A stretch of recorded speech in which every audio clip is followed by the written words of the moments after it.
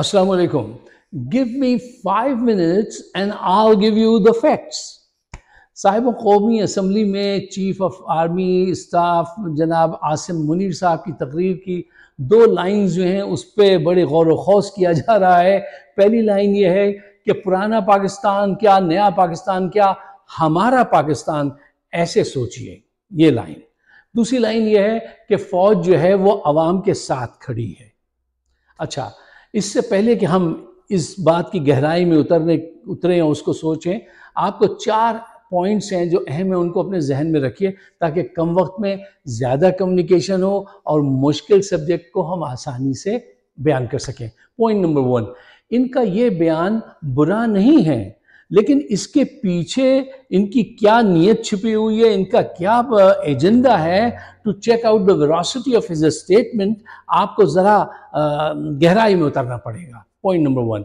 Point number 2 ये है कि देखिए, आप आर्मी चीफ के चेहरे को ज़रा गौर से देखिए।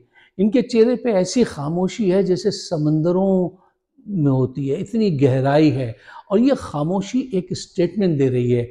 ऐसे लोग जो इतने गहरे हों और इतने खामोश हों, इनके अंदर बहुत कुछ फूट रहा होता है। ये ऊपर से ऐसे नज़र आते हैं, लेकिन अंदर से ये बहुत बहुत बहुत बहुत समझ जाइए आप। अच्छा, इनके अंदर मनफी किरदार भी बहुत ऐसे पैदा होते हैं, ऐसे जिनके चेहरे होते हैं। मैं उनकी बेइज्जती ना हो जाए तो इसलिए वो नाम नहीं ले रहा आपके सामने। पॉइंट नंबर 3, देखिए, जर्नली दिमाग जो है वो सोचते कैसे हैं। देखिए, पॉलिटिशियन जब बहस कर रहे होते हैं तो वो ये कहते हैं कि भाई ग्लास आधा भरा हुआ है या आधा खाली है, ग्लास इज हाफ एम्प्टी और हाफ फुल, और ये दूर बैठे कह रहे होते हैं doesn't matter is half empty और half full, glass is mine. बहुत खूब, इनकी नीयत हमेशा ये होती है।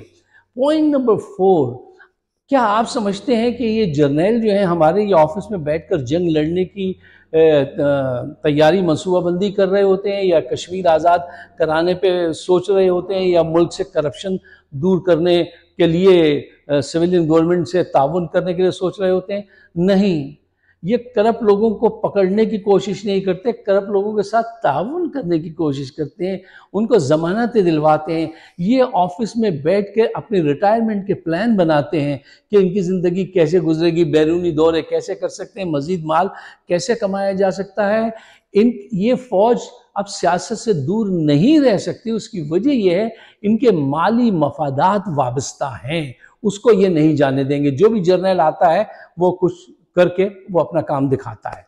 अच्छा साहब, अब आइए आप इनके इस बयान की तरफ। जब ये कहते हैं कि हमारा पाकिस्तान, भाई आप ये भी तो कह सकते थे हम सब का पाकिस्तान। जब आप कहते हैं ना हम सब का पाकिस्तान, तो इसका मतलब है पाकिस्तान में रहने वाले हर तबके, हर फिरके का पाकिस्तान। और जब आप कहते हैं हमारा पाकिस्तान, तो इससे हम ये भी समझ सकते हैं, समझा जा सकता है हमारी सोच रखने वालों का पाकिस्तान। ये बड़ा फ़र्क है, सबका पाकिस्तान और हमारा पाकिस्तान, इसमें बड़ा फ़र्क है। अच्छा, ज़रा अब दूसरे जुमले की ज़रा आए, फ़ौज अवाम के साथ खड़ी है। जनाब, जब आप ये कहते हैं ना कि फ़ौज अवाम के साथ खड़ी है, और पार्लियामेंट जो है वो अवाम का इंस्टीट्यूशन है, अवाम ने उनको मुंतखब करके वहाँ भेजा है।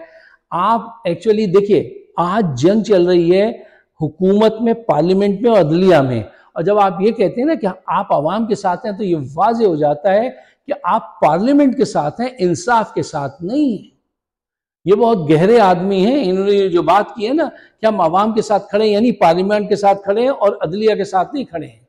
देखिए यार, सीधी सी बात समझिए। देखिए, अगर इनको पाकिस्तान का मफाद अजीज़ होता ना, तो ये उलझाने वाली बात नहीं करते। ये कहते भाई वक्त पे यार इलेक्शन कराइए, ये अवाम का हक है, ये बात करते। इन्होंने ऐसी कोई बात नहीं की, इन्होंने कहा हम अवाम के साथ हैं, हमारा पाकिस्तान। तो ये सब उलझाने वाली बातें हैं।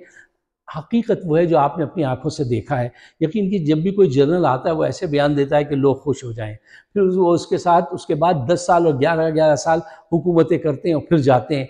हम तो वो लोग हैं जो वर्दी को देख के ही उसके इश्क में मुब्तला हो जाते हैं, सलूट करने लगते हैं, और हम ये समझते थे कि ये वर्दी वाले जो हैं ये चोरों के पीछे लगे हुए हैं उनको पकड़ने के लिए। अब पता चला नहीं, ये तो कहीं और लगे हुए हैं, ये चोरों के पीछे नहीं लगे हुए हैं। ये हक़ाइक़ हैं। अपनी राय से मुझे नवाजिएगा। हमारा शो है फ़ाइक सिद्दीकी शो, उसको सब्सक्राइब कीजिए। बड़ी इनायत हो।